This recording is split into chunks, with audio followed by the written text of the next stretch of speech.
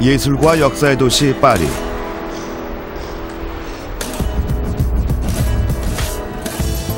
올해 파리는 아시아에서 온 새로운 트렌드의 급습을 받았다. 세계 최대의 기성복 박람회 프레타포르테에 등장한 일본의 도쿄 거리. 2006 프레타포르테는 도쿄 젊은이들의 거리 시부야를 메인 테마의 하나로 선정했다.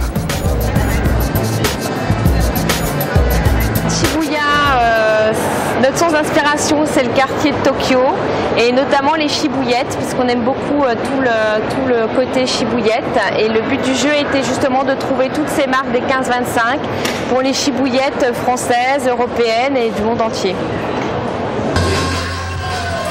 시부예트는 도쿄 시부야 거리의 젊은 여성들을 말한다. 현실과 상상을 자유롭게 넘나드는 이들의 패션은 새로움을 갈망하는 세계 각국 디자이너들에게 영감을 주고 있다. I think Japanese fashion is really great because it's color, it's new cuts and it's crazy from. I like it, yeah. Il n'y a qu'à voir le salon, le Shibuya, c'est pareil, c'est un hommage au Japon et nous c'est pour ça qu'on est là sur le salon avec cette collection qui rend hommage aussi en quelque sorte au Japon. C'est la tendance. 시부야 거리의 열정과 개성 넘치는 패션은 젊은이들의 새로운 창조 영역으로 받아들여지고 있다.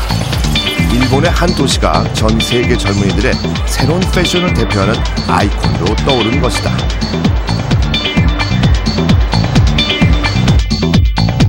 일본은 이미 세계 최고의 문화 강국으로 평가된다. 그것은 소프트 파워, 경제력이나 군사력 같은 하드 파워를 압도하는 새로운 힘이다. Ce qu'on appelle le soft power aujourd'hui de ces pays est extrêmement important et notamment dans le cas du Japon, puisqu'on parle du Japon, joue un rôle essentiel dans l'image du Japon. 문화를 통해 영향력 있는 국가 이미지를 만들어온 일본은 올해 새 국가 브랜드를 발표하고 나섰다. 그것은 네오 제페니스크, 신일본 양식이다. 그래서 そういう意味でいくと今時代がですね、日本のまたアジアのというような時代に来ていると。そんな中で私たちは古い遺伝子を持った古い生活様式を持った民族としてですね、新しい表現をさらに発表していくということ、これを今の時代をですね作り出していくということがですね、ネオジャパネスクのこれからの最終的な意義に向かうところだと思います。 일본은 시대를 지배하고 움직이는 힘으로써 문화를 활용하고 있다. 마음을 움직이는 자가 진정한 승자다. 세계는 지금 소프트 파워, 문화에 의해 디자인되고 있다.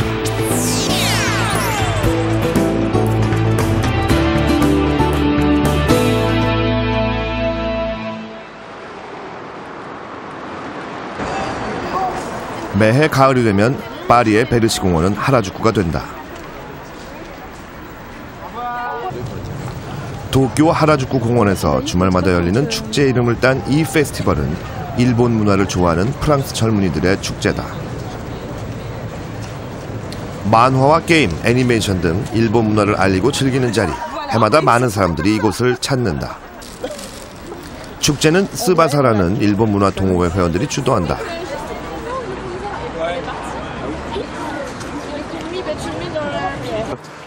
Mettre en avant la japanimation d'une façon un peu différente des conventions fermées, faire un truc un peu plus jeune, un peu plus convivial, et de faire ça dans un cadre qui est quand même plutôt joli. Et en même temps, ça rappelait donc comme le parc de Harajuku, donc ça c'est devenu un nom générique pour ce petit rassemblement en plein air. 축제에선 코스프레가 단연 인기다.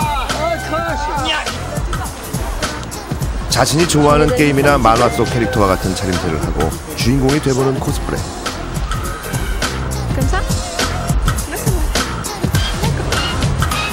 코스프레 애호가들은 만화 속 인물과 하나가 됨으로써 판타지를 맛본다.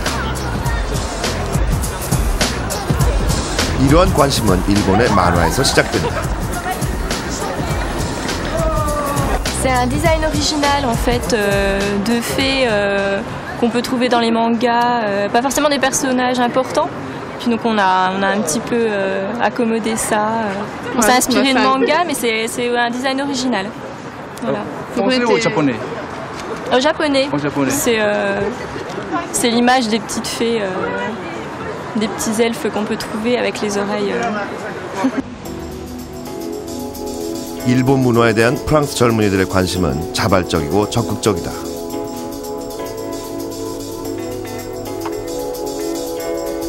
스무 살의 대학생 주디는 지금 변신 중이다.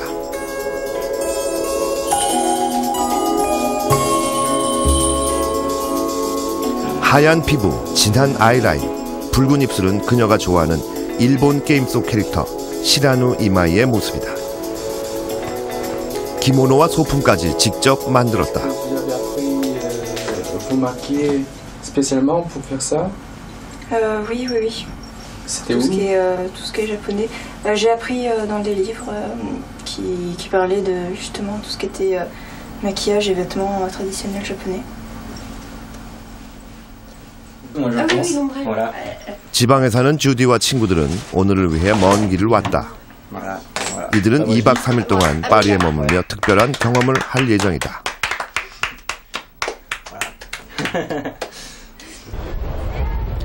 이들을 파리로 이끈 것은 게임 만화 대전. 세계 각국의 컴퓨터 게임과 만화를 소개하는 박람회다. 150여 개의 참가 기업들이 쏟아내는 신제품을 구경하기 위해 해마다 2만 5천 명의 관람객이 모여드는 이곳. 박람회는 올해로 10년을 맞는다.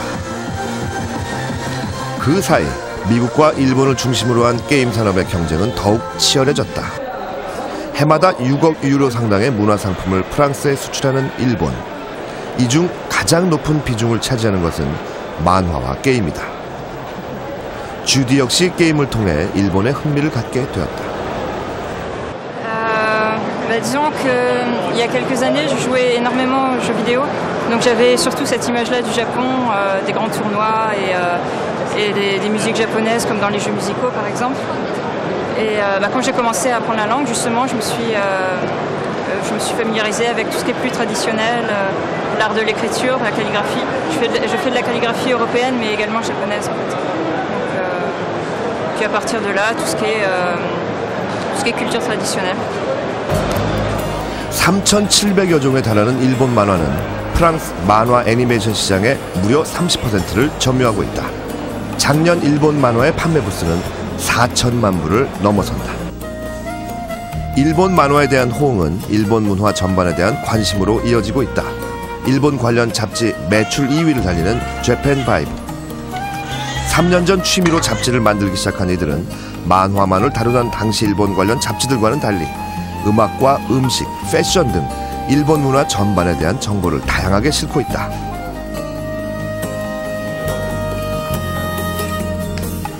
이런 전략은 일본에 대한 관심이 높던 독자들의 호응을 얻어 대성공을 거두었고 잡지 발간은 이들의 직업이 되었다. Au tout début, dans les années 80, il y a eu énormément de dessins animés japonais qui étaient diffusés en France. C'était uniquement doublé avec des génériques en français, etc. Donc il y a beaucoup de gens qui sont intéressés à ces dessins animés qui ne savaient pas forcément si c'était français, japonais, coréen ou chinois, peu importe. Et au fur et à mesure, les gens ont découvert que c'était des mangas venus tout droit du Japon. Donc ensuite, les fans ont commencé à regarder ça en japonais, avec des génériques en japonais, etc. Donc ils sont intéressés aussi à la musique. Et de fil en aiguille, ils sont intéressés à la culture japonaise et aux artistes musicaux.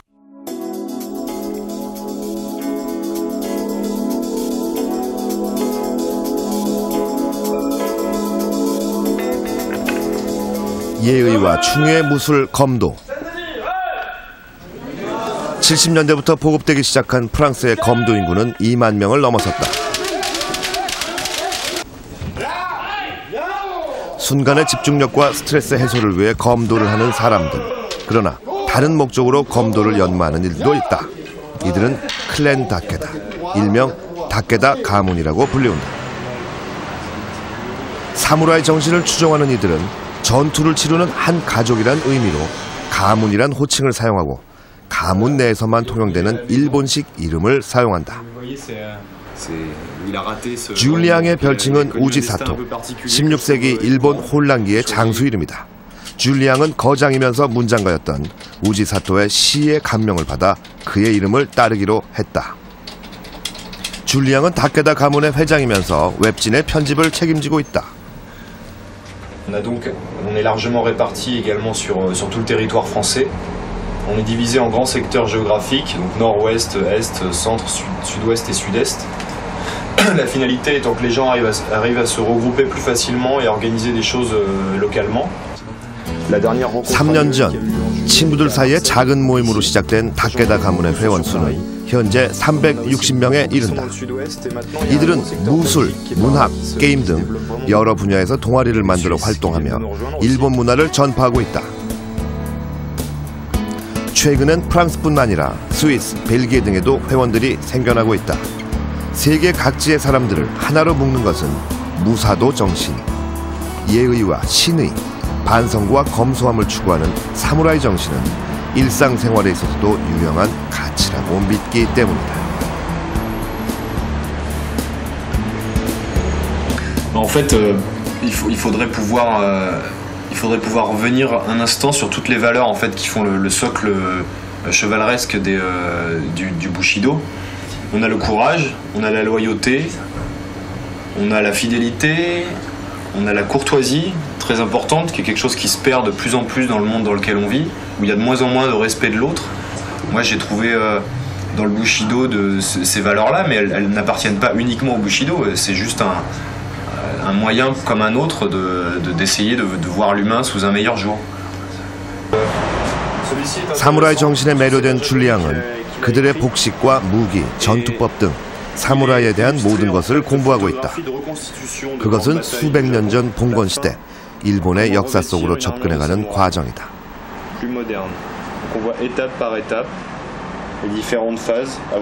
Et puis d'un autre côté, il y a cette génération qui est née dans un nouveau Japon, un Japon beaucoup plus tourné vers l'autre côté du Pacifique, vers les États-Unis, vers le mode de vie américain en fait, qui est beaucoup plus porté sur des questions matérielles et qui du coup a renoncé à tout ce passé, voire même qui l'écarte complètement, puisque c'est très difficile de parler avec des jeunes japonais actuellement, même quand ils sont de passage à Paris. En fait. Et on ne peut pas parler avec eux de kimono ou d'ikebana. Ils ouvrent juste de grands yeux étonnés, mais ce sont des choses qu'ils connaissent encore moins que nous, enfin, ou en tout cas à peine mieux que les jeunes Français. C'est vraiment un univers complètement qui leur est devenu assez étranger. 일본에서도 잊혀져가는 봉건 시대 무사, 사무라이의 정신이 바다 건너 프랑스에서 되살아나고 있는 것이다. 유럽에서 일본은 동양의 이미지를 대표하는 국가다.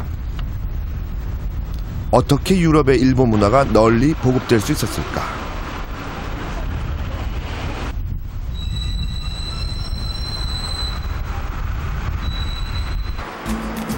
에펠탑이 자리 잡고 있는 파리의 중심가. 이곳에 눈에 띄는 현대식 건물이 있다. 주불 일본 문화원이다. 지난 97년 개관한 건물은 지하 5층, 지상 6층의 현대식 시설을 자랑한다.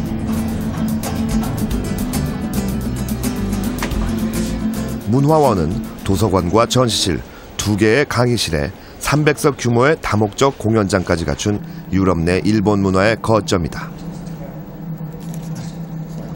주불 일본 문화원은 정부와 기업의 긴밀한 협력 아래 건립되었다. 82년 처음 문화원 건립 계획을 수립한 일본 정부는 기업과 개인 기부자들을 모집했다. 이렇게 해서 모집한 것이 70여 개의 단체에 이른다. 15년을 걸려 완공된 문화원은 정부의 주도 아래 일본의 민간 자본의 투자로 설립이 되었다. 문화원장 또한 경제 전문가 출신이다. 그는 일본 미쓰이 상사의 프랑스 지사장 출신으로 주불 일본 상공회의소 소장을 역임했다. Comme j'étais businessman, mon expérience dans le domaine business pour accueillir soutien et finance, peut-être pour aider dans notre opération. 문화원의 관리는 일본 내 72개 기업들의 기부로 이루어진 재단인 재팬 파운데이션에서 맡고 있다. 재팬 파운데이션은 자금을 지원할 뿐만 아니라 기업의 실무자를 직접 문화원에 파견해 문화원의 관리와 운영을 주도한다. 이들은 문화원의 각종 프로그램들을 기획, 진행하고 재단과 협의해 자금을 지원한다. En fait, au Japon, maintenant, il y a à peu près plus de 70 entreprises japonaises qui soutiennent les activités de la Maison de la Culture du Japon à Paris. Donc on a aussi des collègues qui sont aussi des sociétés japonaises, donc Tokyo Electric et une autre personne de Shiseido. Et il y a aussi donc un bureau à Tokyo. Et en fait, eux, ils vont visiter les entreprises japonaises pour récolter les aides financières. Et après, ils nous les envoient. Et nous, donc, on a une association. En fait, on a deux rôles ici. Alors, une, c'est donc l'association. Et donc, on gère toutes les finances qui sont envoyées du Japon pour aider les activités ici. Et sinon, nous participons aussi ici dans la programmation. Donc, moi, j'aide pour les expositions. 1972년에 설립된 재팬 파운데이션은 18개 국가의 해외 사무소를 두고 있다. 이들의 연간 사업비는 200억 엔. 모두 순수한 사회공헌 활동 차원에서 재단에 기금을 내놓는다. 일본의 기업들은 장기적인 투자를 통해 문화를 전파하면서 세계 속의 국가 이미지를 심어왔다.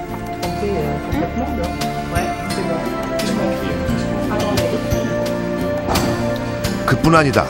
파리의 주택가 곳곳에는 민간에서 운영하는 일본 문화센터가 진출해 있다. 파리 중심부에 위치한 핫도리 문화원. 소박한 가정집을 연상시키는 건물 내부에는 일본의 전통 공예품부터 미술 작품까지 다양한 일본 문화들이 전시되어 있다.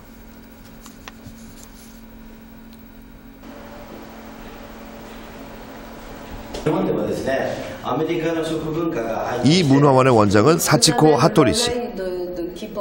올해로 40년째 파리에 살고 있는 핫토리 씨는 와인 딜러로 25년간 일해 모은 전 재산을 문화원을 설립하고 운영하는 데 투자하고 있다. Avec ma culture que j'ai eue pendant mon éducation jusqu'à mettons 20 ans, mais c'est une richesse que j'ai assumée à moi. Et en arrivant en France, je me suis dit pourquoi je peux vivre ici en France en tant que japonaise, mais intégrée dans la culture française. Et je me suis dit, bon, en tant que japonaise, pour quelque part la recherche d'identité en tant que japonaise et de pénétrer en France, je voulais présenter ma culture de ma façon. 문화원에선 일본어와 다도, 꽃꽂이, 소바 만들기 등 일본 문화 강습이 정기적으로 열린다. 인근 주택가에 사는 주민들은 가까운 이곳 문화원에 들러 일상 속의 일본 문화를 접하고 즐긴다.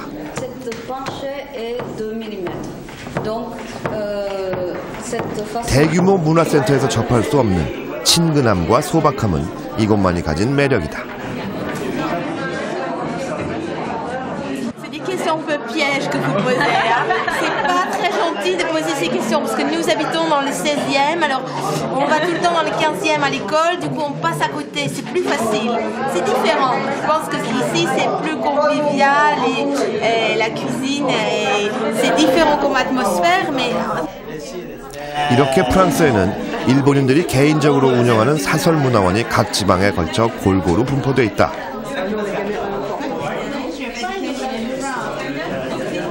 이들은 프랑스 사람들의 일상에 스며들어 생활 속의 일본 문화를 전한다.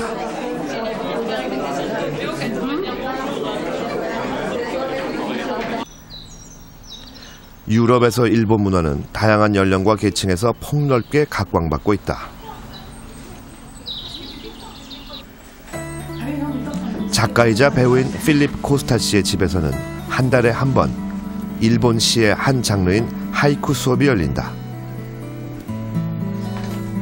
하이쿠는 17개의 음만을 써서 짓는 세계에서 가장 짧은 형식의 시다.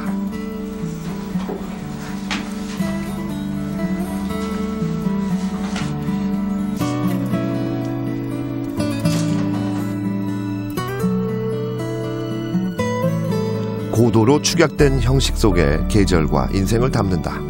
Par ma porte, le nord est là. Et ça sentait. J'ai senti une odeur, mais alors vraiment tellement extraordinaire.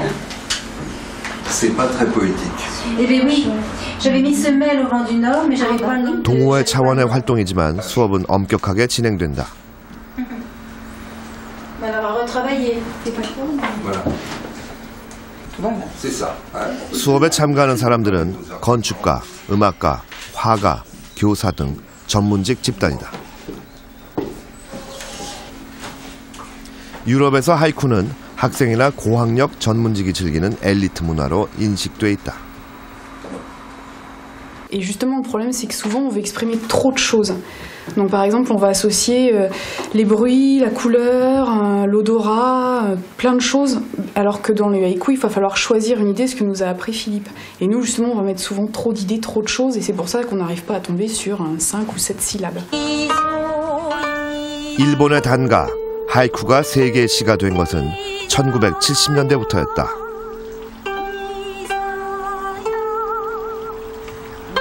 각국의 언어로 번역된 하이쿠는 빠르게 전파돼 퍼져나갔다.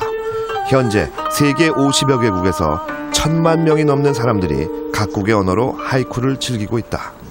L'accueillir, quel dommage. La laisser, quel dommage. Oh, cette violette. 일본의 시가 언어의 벽을 넘어 전 세계인들을 감동시키고 있는 것이다. Et je pense que le haïku est un excellent moyen, d'une part, de faire tout autre type de texte, parce que c'est un exercice de concision, d'accord? Et aussi, c'est à mon avis la meilleure façon d'aborder la poésie, toute la poésie. Quelqu'un qui n'est pas poète, qui voudrait commencer à apprendre la poésie, je pense qu'il aurait intérêt à commencer par le haïku. 파리의 재팬타운, 오페라 거리. 만화와 게임에서 시작된 일본 문화에 대한 관심은 문학에까지 퍼져 일본 문학은 유럽에서 고급 문화로 인식되고 있다. 여기엔 하이쿠 전파 정책이 큰 역할을 했다. 일본은 지난 6월 일본 왕실의 시집인 와카집을 불어로 번역해서 출시했다. 이뿐 아니다. 일본 항공은 하이쿠와 와카 영역본을 기내에 배치해서 외국인들에게 하이쿠를 알려오고 있다. 그 결과 프랑스와 미국의 일부 중학교에서 하이쿠를 교과 과정으로 채택하고 있고 세계 50여 개 대학도 하이쿠 강좌가 개설돼 있다. 세계 각국의 학생들이 일본의 시, 하이쿠를 읊으면서 자라고 있는 것이다. 품격으로 각인된 한 국가의 문화는 세계 속의 국가의 이미지를 그리는 밑그림이 된다. 이것이 바로 소프트 파워다. Mais surtout, évidemment, il faut savoir que le Japon, en termes de soft power, comme on dit maintenant, est une puissance. Les enfants regardent tous des dessins animés, des mangas japonais, donc ils sont formés en quelque sorte à la culture japonaise. Les dessins animés Pokémon qu'on voit beaucoup en Europe sont complètement imprégnés de la culture japonaise. La mode japonaise a énormément de succès, les films, la création littéraire également, et artistique, le design, donc par tous ces éléments-là, le Japon a une image extrêmement positive dans la population et surtout la population jeune, urbaine en Europe. 이미지의 시대, 한 국가가 얼마나 차별화된 이미지로 세계에 각인되는가는 해당 국가의 현재와 미래를 가늠하는 기준이 된다. 그래서 세계 각국은 브랜드로서 새로운 국가 이미지를 창조하는 작업에 경쟁적으로 나서고 있다.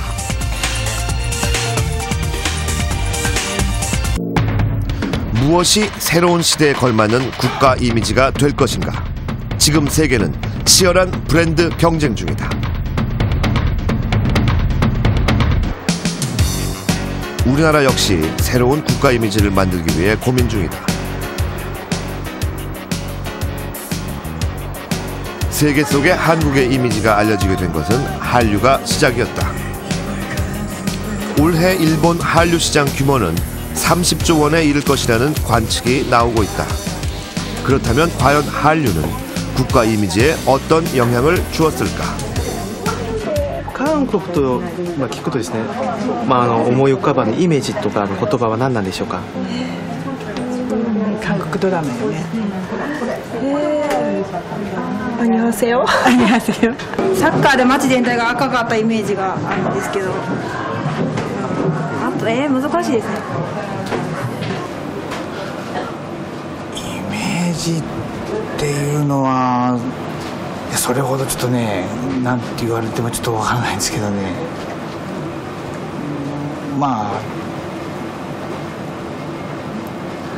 そうかね、あんまり思いつかないんですけどね。 드라마와 스타로 인해 높아진 한국에 대한 관심은 국가 이미지로 이어지질 못하고 있다. 그것은 관심을 증폭시킬 문화적 준비와 대안이 없기 때문이다. 실체가 없이 스타성에만 의존한 한류에 무엇을 실을 것인가? 유럽에서 한국에 대한 이미지는 어떨까? 17세기 연합 동인도 회사를 통해 아시아와 교류했던 네덜란드. 동인도 회사를 통해 동양과 역사적으로 가장 깊은 관계를 맺었던 네덜란드는 21세기 우리에겐 히딩크의 나라로 친숙하다. 이곳 학생들에게 한국은 어떤 나라일까? 취재진은 교사를 통해 아시아에 대한 이미지를 조사해봤다. Wat er bij jou naar boven komt drijven als je denkt aan landen in Azië. Dat wil Boeddhisme. Lisa of Lisa. Samurai. Geisha. 아시아면 떠오르는 이미지의 80% 이상은 일본이었다. 약 20%만이 중국과 홍콩의 이미지를 떠올렸다. 그림으로 그려보라고 하자 이미지는 더욱더 단순해진다. It's a dancing geisha, and I drew it because I think geishas are very interesting and mysterious. Mysterious and interesting. Ik wilde eerst zo'n geisha-ding, maar dat lukte niet. Ja. Dus toen was ik zeg maar er gewoon volledig lichaam bij gaan tekenen en zo. Nou, als je bij televisie, dan je ziet ook gewoon dat het... Ik weet het eigenlijk niet. Nee. Uit welk land komt oorspronkelijk deze figuur? Japan? They know a little bit about China and Japan. In terms of development of economics, they realize, these children, that China will be play a very important role in the now already and in the future even more, maybe even more than the United States of America. But I don't think they know a lot about Korea and Japan. I think they have all kinds of old images from Japan. 유럽에서 한국은 아직도 동방의 고요한 나라다. 국가 브랜드 전문가인 네덜란드 국제관계연구소의 피테르 반함 교수는 국가가 지금 가진 것이 무엇인지를 정확하게 아는 것이 중요하다고 말한다.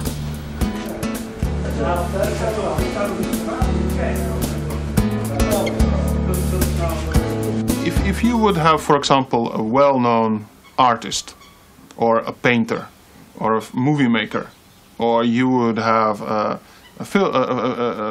actress which everybody loves, who comes from your country, or you would have unique culinary dishes which everybody using, like Italians have pizza or something like that.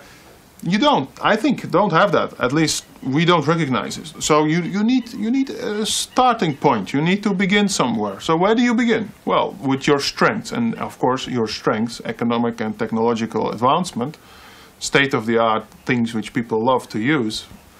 That's very positive. 한국의 기업들은 유럽에서 국가보다도 뚜렷한 브랜드 인지도를 가지고 있다. 과연 이런 기업의 이미지가 국가 이미지로 이어질 수 있을까? What is your association with Samsung?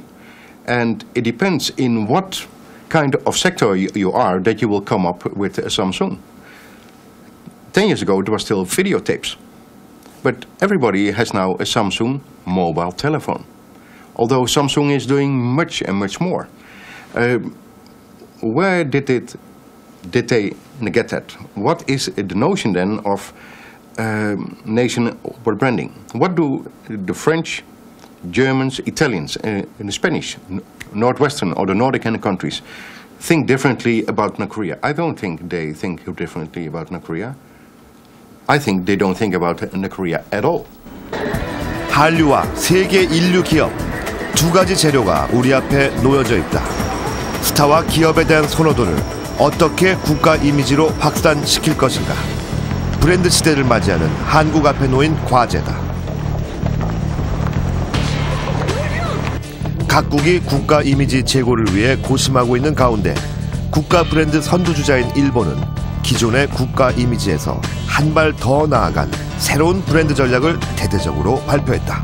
그것은 네오 재패니스크, 신일본 양식이다. 신일본 양식은 일본의 첨단 기술에 전통을 접목해 품질에서 품격으로 거듭나겠다는 일본의 새로운 국가 경영 전략이다. すでに価格競争ですとか、あるいは品質ですとか、そういったところでも我々はキャッチアップされかかっていると、あるいはもうある分野では完全に抜き去られているという思いがあります。だからその先価格あるいは品質、そういったものを何か超えるようなSomething Wonderful ですかね、そういったものを我々として備えたいと、それを日本の製品の中に盛り込んでいきたいと、そんな思いがあるわけです。 네오 재패니스크는 100여 개의 기업과 민간단체, 개인이 참여하는 신일본 양식 협의회에 의해 주도되고 있다. 파나소닉은 신일본 양식 협의회에 출범 초기부터 함께하면서 네오 재패니스크 운동을 주도해 왔다. 파나소닉은 올해 초 있었던 출범식에서 오칠을 한 플라즈마 TV를 시범 상품으로 내놓기도 했다.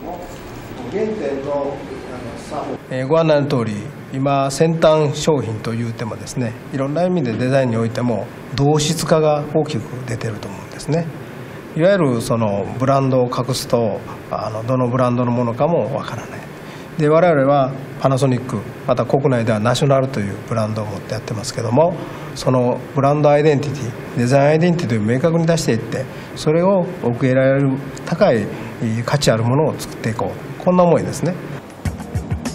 네오 재패니스크는 기술 평준화 시대를 대비한 일본의 카드다. 품질을 넘어서는 품격.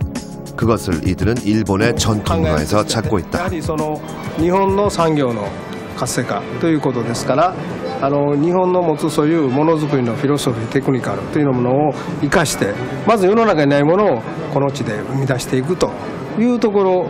要はですからその短絡的に漆で作った日本の伝統的な工芸を使ったものを出していくということではなくて、日本でしかできないような新しい価値を生み出していくと。その中は高品位高品質な世の中にない、世の中でしかし世界で通用するものを日本の製造という形で作っていける、こういう新しい価値の創造活動というふうに考えております。 일본의 경제 산업성은 네오 재패니스크가 개별 기업을 넘어서는 국가 차원의 새로운 이미지 경쟁력을 만들어 줄 것으로 기대하고 있다. で同じことは多分その国の製品の競争力にも言えるんではないかと思います。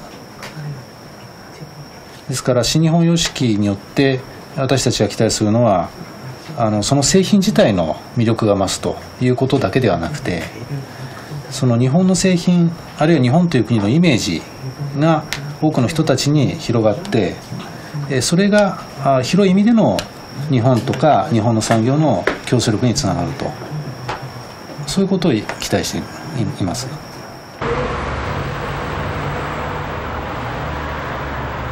지난 10월 8일 네오 재패니스크는 유럽 진출식을 가졌다. 왕실의 기모노와 전통 악기 등 전통 문화를 현대적으로 해석한 퍼포먼스가 무대에 올랐다.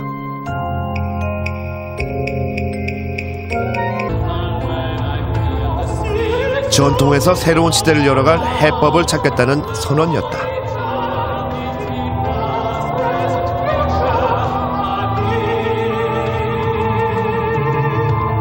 先祖たちのですね、DNA を受け継いださらに新しいものを作っていくと、こういう意味なんです。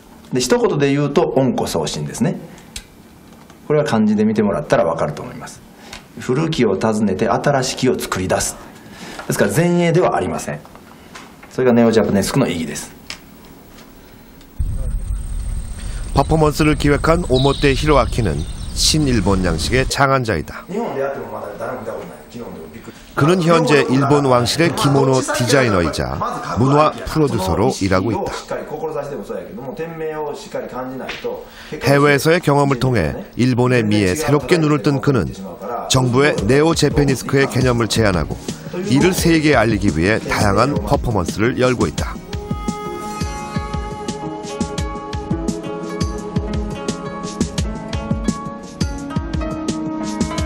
で新しいものを作ったら伝統と全く違うものっていう考え方をつい最近までしていたんです。でそうすると古いものを守るということと新しいものを作り出すということが融合しないんです。古いものを守るためにはお金ばっかりいるんですね。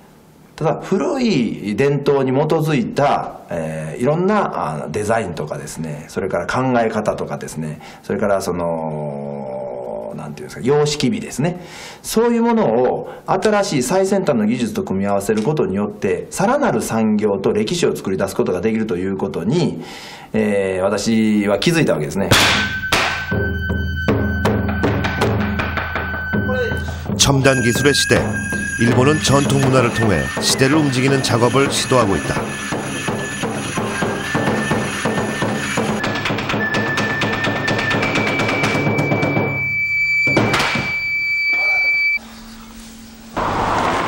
일본은 역사적 전환기마다 전통 속에서 길을 찾아왔다.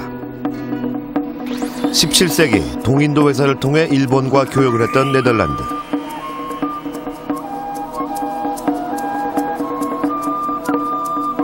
일본 나가사키를 드나들던 무역선을 통해 몇 장의 그림이 네덜란드에 유입된다.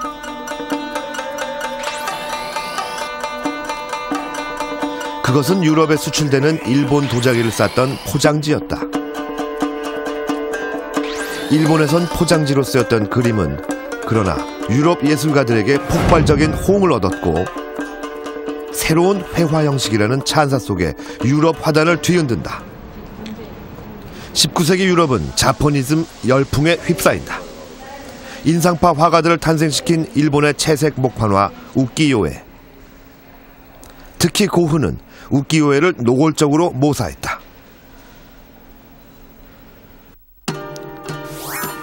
색과 공간의 비율이 다르고 약간의 장식성을 첨가했을 뿐 고흐의 그림은 거의 모작에 가깝다.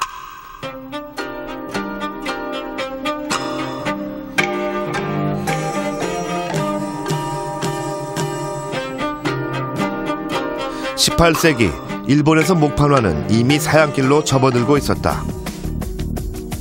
자국 내에서도 예술적 가치를 존중받지 못하던 때 우키요에는 유럽의 예술가들에게 재발견되었고 이것이 19세기 일본 문화의 세계화에 결정적인 기여를 하게 된다. 그러나 근대에 들어서며 일본의 국가 이미지는 급변한다. 2차 대전을 거치며 일본은 제국주의 국가라는 낙인으로 국제사회에서 외면을 받았고 전후엔 유럽 제품을 본딴 제품들로 경제 재건에 열을 올리자 경제 동물이라는 조롱까지 받았다.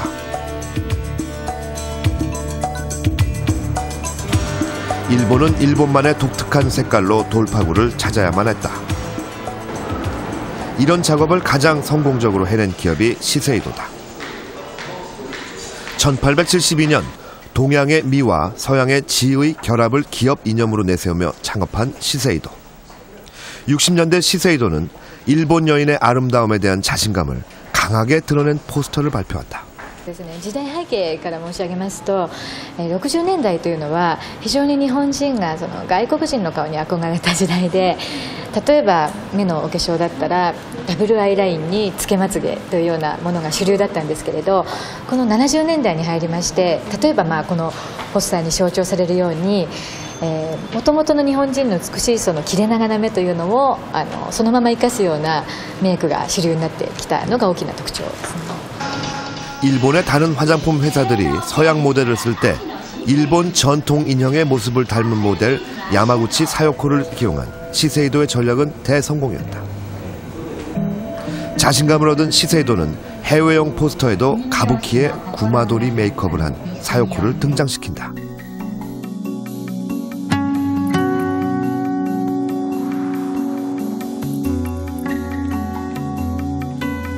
それからこのザ・メイキャップの2001年のものなんですが、こちらに関しましてはもうその日本女性の固有の美しさというのはもう当たり前になっていて、それよりもその人種や国なんかを超えたもう本当にグローバルで通用する美しさの追求というのがもう始まっている時代ですので、このビジュアルについては歌舞伎の隈取りという日本の非常に古典的な伝統的な芸能をオリジンにはしておりますけれども、もう世界中に通用する美しさということで評価されています。 일본 여성 고유의 아름다움에 대한 자신감은 또 하나의 글로벌한 미의 기준을 탄생시키며 시세이도의 독자적인 브랜드 이미지가 됐다.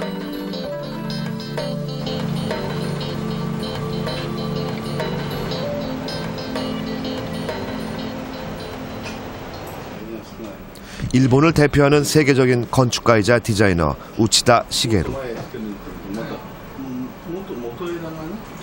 그는 소통하는 가구라는 새로운 디자인 컨셉의 창조자다. 가구와 환경, 건축물의 조화를 우선시하는 그의 디자인은 일본 다실의 구조에서 영감을 받았다.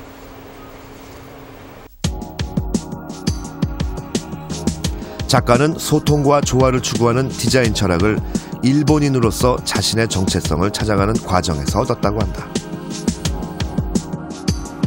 僕が東洋人だからね。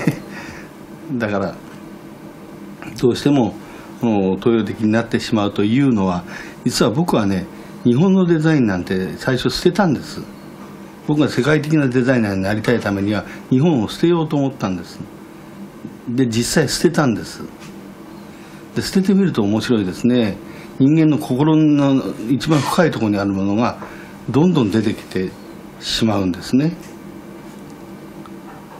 で結局そこで出てきたものが日本的なものだったんですね。それを気が付くのは実は自分が気が付いたんじゃないんです。 미니멀하고 실용적이며 환경과의 조화를 강조하는 일본의 디자인은 대대로 동양적 정서, 일본적 전통 속에서 그 해답을 찾고 있다.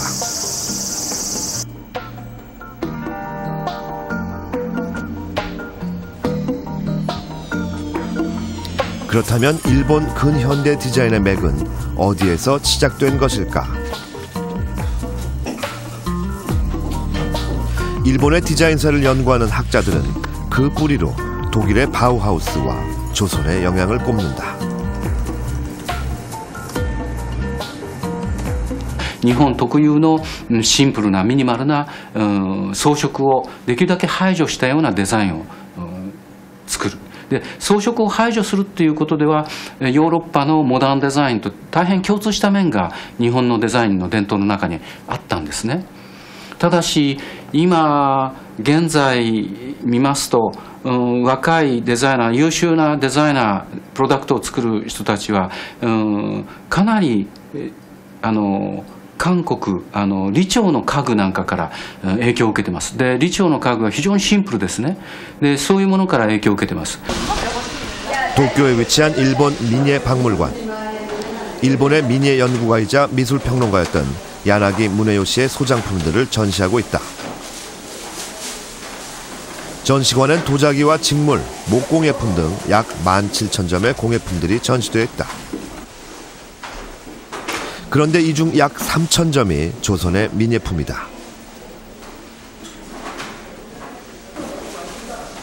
전시실 가운데 18세기 조선의 물 항아리가 자리를 잡고 있다.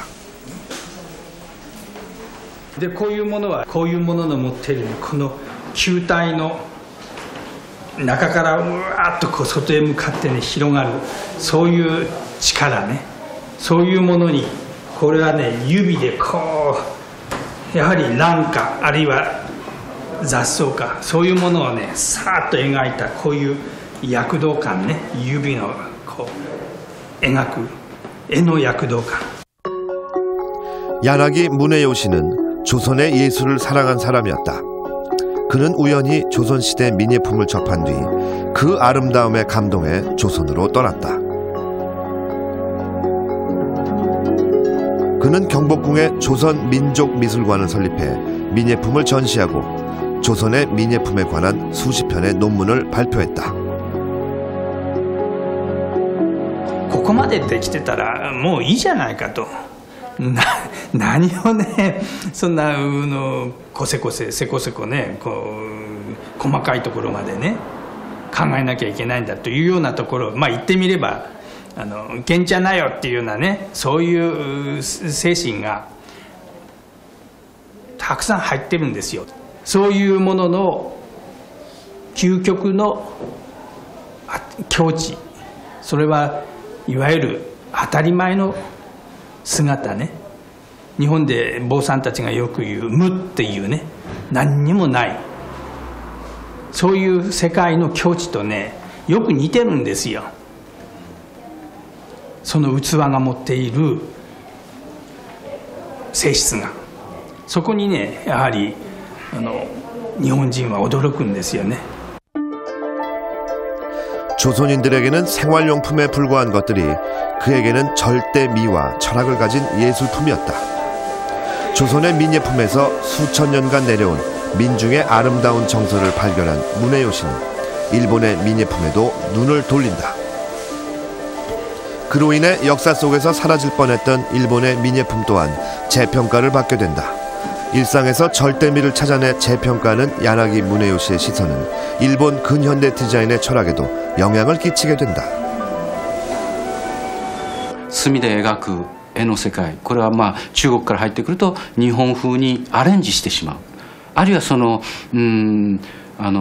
韓国から入ってくるとそれを日本風にアレンジしてしまう。でこれが大変上手だったし、日本人は日本固有のものというよりもむしろそのアレンジする力の方が固有なのかもしれませんね。何か固有なものが目立ってあるんじゃなくてアレンジできる能力が日本人の特徴かもしれません。 일본 최대의 옷 산지 이와테현. 이곳에 세계 최대 규모의 이와야마 칠예 미술관이 있다. 현관에는 가로 18m, 세로 2.4m의 세계 최대 칠예 작품이 관람객을 맞는다. 박물관 내부엔 오칠의 회화 개념을 도입한 작품 천여 점이 전시돼 있다.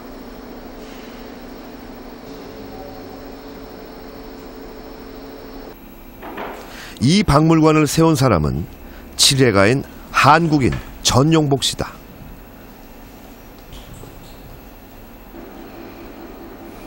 그는 오칠은 검은색이라는 편견을 깨고 오칠에 화려한 원색을 입히고 나전 기법을 포인트로 사용해 단아하면서도 화려한 오칠을 구사한다.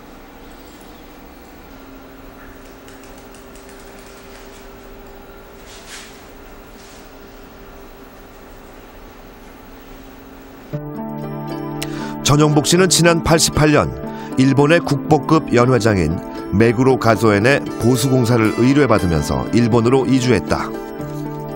당시 1조 원이 투입된 대규모 복원 사업이었다. 그는 한국의 장인들과 함께 꼬박 3년 동안 2,000점의 미술품을 복원하고 창작 칠예 작품 3,000점을 더해 메구로 가조엔을 재창조했다.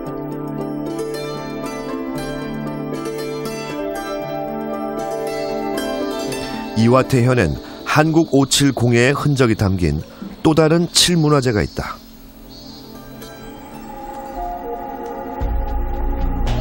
일본 구조물 국보 1호로 내년 유네스코 세계문화유산 등재를 앞두고 있는 금색 땅이다.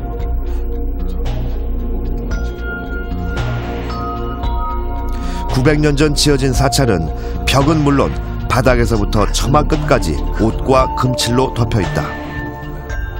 전영복 씨는 이곳이 한국 전통 칠장이들의 기술로 완성됐다고 확신하고 있다. 큰 소라를 켜서 그 소라 껍질 위에다가 그림을 붙여서 켜내는 독특한 우리 한국에서만이 발전되어 있는 그런 기법들이 여기 다 재현되어 있죠. 더불어 오칠을 제작하는 방법도 그렇습니다. 오칠의 기본과 나전이 이 오칠 작품을 만드는 금색당의 특징이라면은 상당한 부분이 우리 쪽에서 건너온 선배 장인님들에 의한 제작이 거의는 제가 생각했을 때는 틀림이 없다. 나무로 만들어진 기와가 1000년 동안 썩지 않고 보존된 것은 오칠 때문이다. 불상 밑에 있는 3개의 관에서는 미라와 함께 연꽃씨가 발견됐다. 연꽃씨를 심자 싹이 났고 곧 무성한 연꽃밭이 됐다.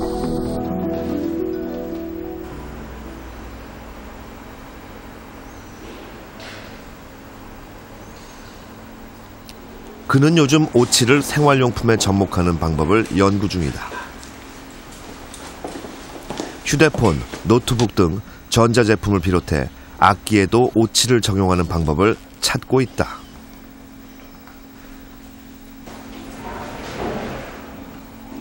나전칠기로 장식한 시계나 골프채는 이미 출시된 상태이다. 옛날의 것을 오늘날 그대로 이렇게 복원하는 것은 그게 전통이다라고 생각하는 저는 그렇지 않습니다. 그것은 옛날의 것을 오늘날 그대로 재현하는 일도 굉장히 중요합니다. 그러나 그것은 재현이나 혹은 답습이나 이런 걸로 표현할 수 있잖아요. 그 전통이라면은 시대와 더불어서 변모해가는, 바꿔서 말씀드리면은 지금 21세기 우리가 살고 있으면은 21세기의 우리의 문화와 생활에 적합한 것으로 가야 그게 정말로 전통이지 않느냐. 그의 공방엔 늘 제자들이 넘쳐난다. 남녀노소를 할 것 없이 많은 사람들이 짧게는 1년, 길게는 3년 이상 걸려야 완성되는 오칠 작품을 완성하기 위해 그의 공방을 찾는다.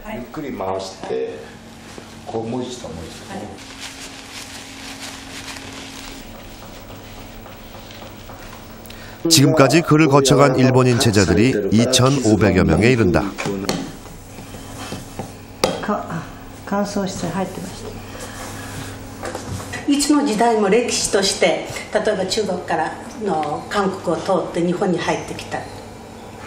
そしてその南部の平泉とかあるいは二戸の浄法寺、そういったところに来て、そして私たちが身近にこうできたっていうのはいろんなお国のお世話もあったんじゃないかなと。だからどこの国の先祖も同じですけれども、その先祖の方々に感謝している。そしてまた今自分がこの漆を作ることによって幸せを感じてます。 원산지가 중요하지 않다고 말하는 제자들. 문화란 것은 누군가가 창조하는 것이 중요하지 않다. 누군가가 그것을 향유하느냐, 누군가가 그걸 지키느냐의 소유자의 것이죠. 그게 바로 지키는 사람이 소유자고 또 발전시키는 사람이 소유자 아니겠어요. 그래서 지금 제가 여기 세계에서 제일 큰 최대의 작품도 발표를 하고 여기 나 있지 않습니까? 또 뭐 도쿄에는 아시다시피 제가 연 인원 10만 명을 초과하는 작품을 제작해서 남겨놓았습니다. 제 이름 언제까지 붙여줄지 솔직히 의문이죠. 또 제가 뭐 이렇게 제 인생이 끝나고 난 뒤에 여기 이 세상에 없을 때 그네들이 내 이름 바꿨다 해서 내 자식까지는 따지겠죠. 저작권이 있으니까. 그러나 100년, 200년 흐르면 누가 거기에 한국인 전용보이가 만들었다고 적어놓겠습니까? 저는 각오를 합니다. 거기에 대해서. 그래서 그런 질문할 때마다 여러 가지 좀 복잡한 생각을 가지게 되네요. 일본 금색 땅에 우리 선조의 이름은 없다. 그저 일본 국보 1호란 것뿐. 그가 말한 대로 그의 작품에 전용복이란 이름이 언제까지 붙어있을까? 자국에서 사랑받지 못한 문화가 어디에 가서 인정을 받겠습니까? 자기 자식을 부모가 사랑하지 않는데 누가 자기 자식을 사랑합니까? 아버지가 소중하게 여기고 엄마가 소중하게 여길 때 옆집 아저씨와 옆집 아줌마도 우리 자식들을 소중하게 여기는 겁니다. 문화는 그런 거 아니겠어요?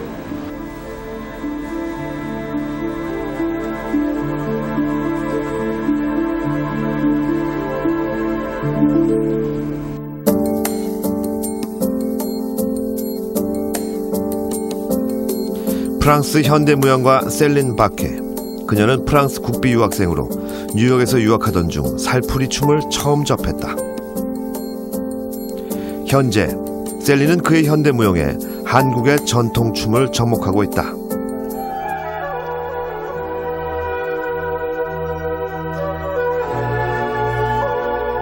문화엔 원산지 표시가 없다. 문화는 즐기는 사람들의 소유다. 그녀는 한류와 IT 강국의 이미지가 그렇듯이 우리가 알고 우리가 즐기는 것이 대한민국의 이미지라고 말한다. Et donc je proposerai aux Coréens, justement par rapport peut-être cette négligence de leur culture, de se réapproprier leur identité en étant curieux, pas juste de l'étranger, de la France ou de l'Amérique, mais aussi de leur propre culture. Et parce que si on s'oublie soi-même,